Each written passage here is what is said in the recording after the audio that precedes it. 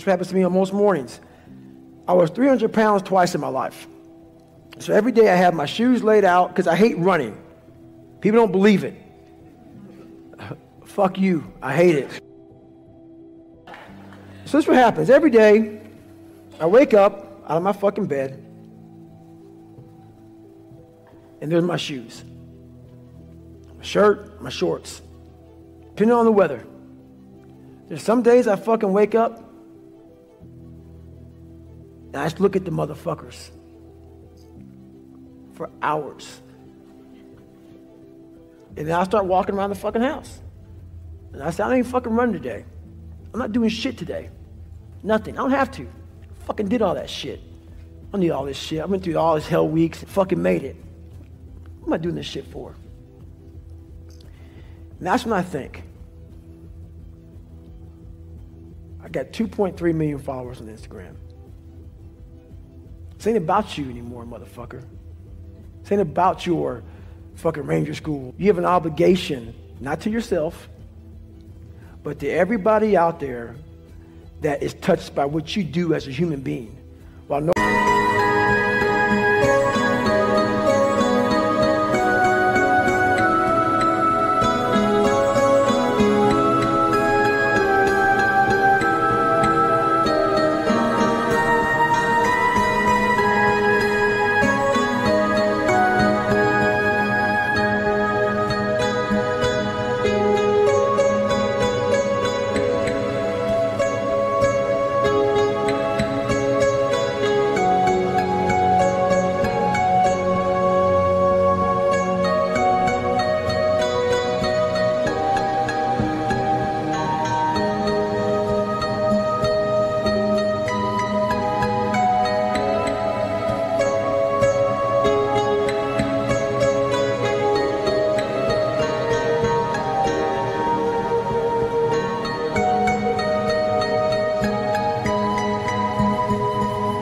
Nobody knows what I'm doing.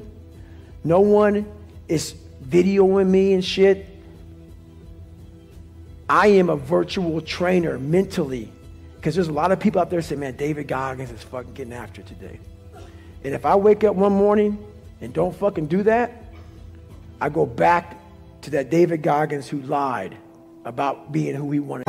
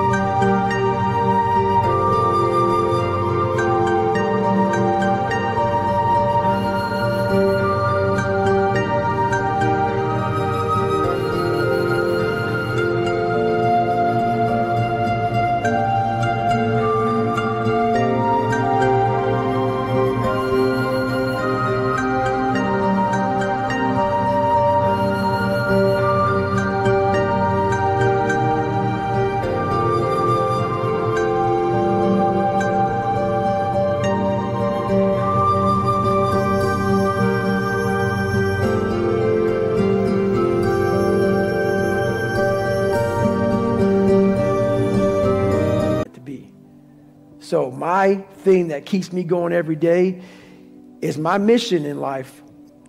While I did not choose it. I'm an introvert and I fucking hate what we're doing even right now. Is to always stay the fucking course. You man the fuck up every fucking day of your life because you know exactly what it is to not man up. I've done that too many times in my life. So that's what keeps me going. No, that's the only place where growth happens. It's the only place, man. I'll never forget when I was younger and I lived in a 7-dollar place and it fucked up. Everything was jacked up. I had a pair of jeans and I'll never forget this as long as I live. You know, first day of school, people go school shopping, right? Week out, 2 weeks out, maybe a month out. We didn't have any money to do that. So I had this pair of jeans that the inside of the pocket was green. The inside of the pocket was green. I wore them almost every fucking day. So what I did for the next year of school was I cut that pocket out so the green would show. So it looked like a new pair of jeans. All I wanted was money. All I wanted was a nice car, was a nice home. The second I got the fucking money to do it, I realized this is bullshit. That's why I don't own a car. I don't own a place. I don't own shit. You will see me wearing the same fucking shit every fucking day. I don't hide none of that, nothing. Nothing. What I realized is all I wanted in my life was look at that fucker in that accountability mirror and be proud of. And everything else went away. While you need money to be successful, you need money to live, you need money. Money does buy a form of happiness, because without it, you're fucking miserable.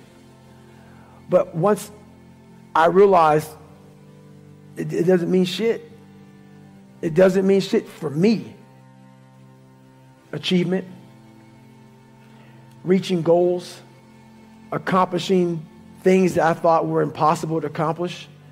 Because while I don't smile all the time, there's this feeling inside of me that very few people have. Very few people have. Because when you come from where I came from, nothing, and you make something out of nothing, the feeling, it stays with you all day fucking long. And it allows you to be who you want to be in front of anybody. You have to do that every day, man.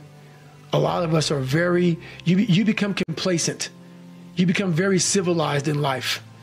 You know, the worst thing that can happen to a person is you become civilized.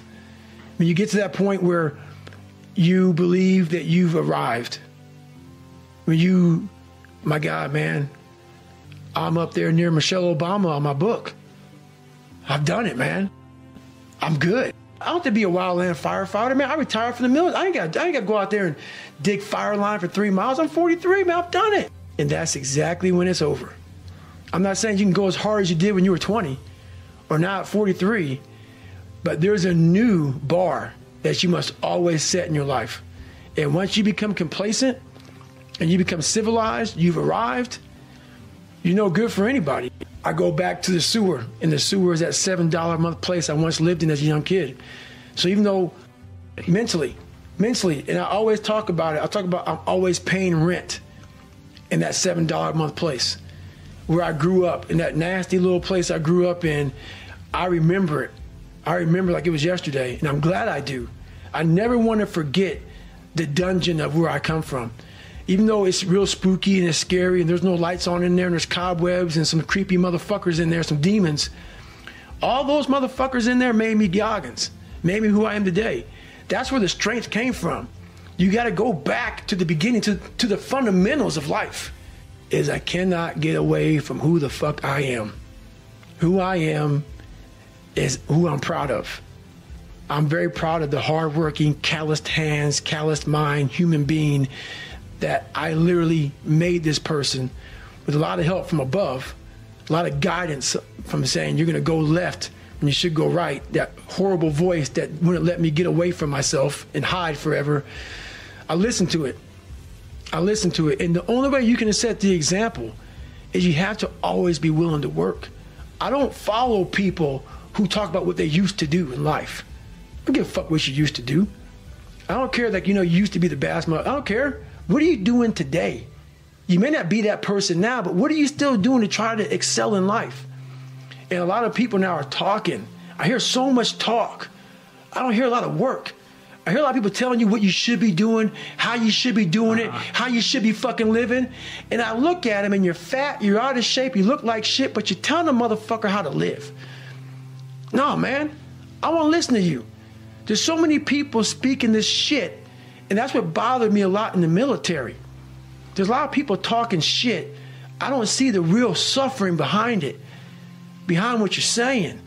That's why everybody said, man, you talk with so much passion because it's a real fucking place. It sucks to get up in the morning time. It was raining like cats and dogs. I want to get my shoes on and go run. But guess what? I got my shit on and ran. What you don't have is you haven't prioritized your life correctly. We all have time. We all have time. What you've done wrong is that you didn't prioritize yourself. You didn't prioritize that, look, motherfucker, I got to get up and win this war today against myself. I need to look better. I need to feel better. I need to eat better. I need to prioritize time. unreal how much time you waste during the day. And most of it is on these fucking computers, phones, you know, Instagramming back and forth, whatever the fuck you call this shit nowadays, tweeting and texting and shit. We waste so much time on our little gadgets. It's unreal. And we talk about we have no time. If you really you have to take your day and write down this one day. Everything you do, write that down, and you're like, my God, I am wasting so much time on frivolous bullshit. It's not even funny. I mean, it will, if it doesn't infuriate you, it should. Because there's so much time. I can't get it in. Look at your schedule. You just wasted 7 hours today on bullshit. I mean, and you don't have an hour a day to try to get something in for yourself. I guarantee everybody can find an hour. It's fucking miserable. It is miserable. I mean, to get up every day or 5 days a week, whatever, when it's snowing, shiny, not shiny, not comfortable, and to go in the gym and work out when you don't want to go to the gym, it is not fun. If you don't see results in the first 2 days or the first week, I'm done. That's the mentality of most people. The struggle is too real. We're not patient. We like in a world where you can Google the best restaurants around me right now, no one is patient. And for you to lose weight, for you to stop drinking, whatever the hell you're going through, it takes a lot of patience, a lot of time, and a lot of pitfalls, a lot of plateaus. You're gonna hit so many fucking plateaus. If you don't know how to get around that plateau, it's not gonna happen fast. Some are actually born with some genetic freakishness. I was not. And what people do so well with me is that they forget the first fucking 4 chapters of that book. And all they fucking do, you know, as you read, you start to forget shit. And then you start to hear about running on broken legs and fucking all that sort of shit. And he's must be, oh my God, pull-up records and this and that. Fucker, don't forget the first 3, 4 chapters when I couldn't read as a junior in high school, when I hid out. I had to reinvent a human being. I sat at home for so many fucking nights by myself, broken, not just physically, mentally, spiritually. Like that chart we have up here with the fucking charity and the fucking family and all that shit. Mental toughness, strength, power, shit. I'm like, fuck, man, I was fucked up. But then I sat back and said to myself, I invented a motherfucker. I actually sat back. I was fat, nasty, out of shape, miserable, and created a human being in my mind that didn't even exist. And said, that's what I want to be. I want to be that guy. I want to be a guy that's capable of doing exactly what I'm doing today. And you have to, if you weren't born that guy, that mentally strong guy, he can be made. Woman, man, whatever the hell you are, it can be made. But in making that person, you have to be able to turn down book deals. You have to be who the fuck you are every day of your life, and never care about anybody who gets in your way that said you're not doing something the proper way. I was always afraid of people not wanting to, like, when you get bad as I did, I lied all the time. I wanted to be accepted and loved and all that shit that I created about 50 people. Whatever you like, I like. Just if you would be my friend, just be my friend. And that's where we get lost in life. If you don't get over that, you're doomed. Because what happens is this. You start to create a whole bunch of people that aren't even yourself. You never figure out who you are. You never live up to your dreams, your ambition. You live up to what whoever is around you that you like so much, that you want to emulate and be like so much. You live their dreams. You lose your power. You lose your power. The ultimate power is owning yourself. They can. And I get that question a lot. While it helps you, it also hurts you to come from darkness. Because why? It's easy for me to sit back and say, you know what? Poopy pants mentality. I want to sit back and let the world take care of me now. And that's what I'm talking about. Don't play sick too long. While my childhood was so messed up, I played sick way too long, and I almost lost tons of opportunities by playing sick. Because it feels good to play sick. And I couldn't read. I can't read. You know, when I was a junior in high school, I couldn't read. If you lived that life, it feels good for people to, oh man, you know, that's just David, man. He's just not real smart and he had a bad life. And you get a get out of jail free card. That's nice. It sucks doing what I had to do to get here today. That was not fucking fun. That darkness is, there's nothing that dark to drive me to the places I had to go to become successful. On the flip side of that, if you come from a silver spoon family, you have to realize that. You have to realize, fuck, there's people out there like David Goggins who had nothing, fucking nothing.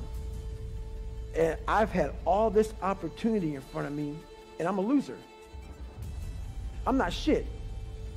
So what does that say about me? The conversations are very similar. You have all this opportunity, and you've gone nowhere with it. I'm at the bottom of the barrel, and it could take me a lot longer just to get where you're at for the starting line, to be fair. So I realized that whenever times would get hard for me, I would fucking quit. And I would work my ass off. I taught myself how to read and write. I taught myself how to swim. But whenever something would crest just high enough to where I just couldn't mentally handle it, I would always just punch out. And this right here is you pulling your parachute and pulling a reserve is why I'm doing this. So basically, you always just punch out and you fucking quit and go back to where you started. I'm not good enough. And I wondered, why is my mind so fucked up? And I think a lot. And I said, you know what, man, this shit started in Buffalo with my father. I hadn't seen him now for 12 years. So I drove from Indiana to Buffalo, New York to visit my father. And while we didn't say anything to each other, you know, he tried to, you know, do whatever he does, and he didn't say sorry, but only went back there to study the demon. I never studied him before. And come to find out, years later, I found out that he's afraid of the dark. He had a whole bunch of demons himself. While we never said sorry, I was able to understand a little bit more about the fucking enemy. And when you understand the enemy more, it makes sense to why if nothing makes sense to you, you always wonder why. So those demons keep on flying around. I knew why. I did my research. So never fear something until you do your research on it. When you don't fix yourself, if you're 20 years old, you get a girl pregnant, you're not ready for that. When you're a young kid, 4, 5, 6, I'm not like giving him a get out of jail free card. The man needed fucking help and never got it. But I write down my day, and what I do is I go back and study that day. Like sometimes I might get sick, I might be overtrained, I might gain a couple pounds here, I might feel whatever.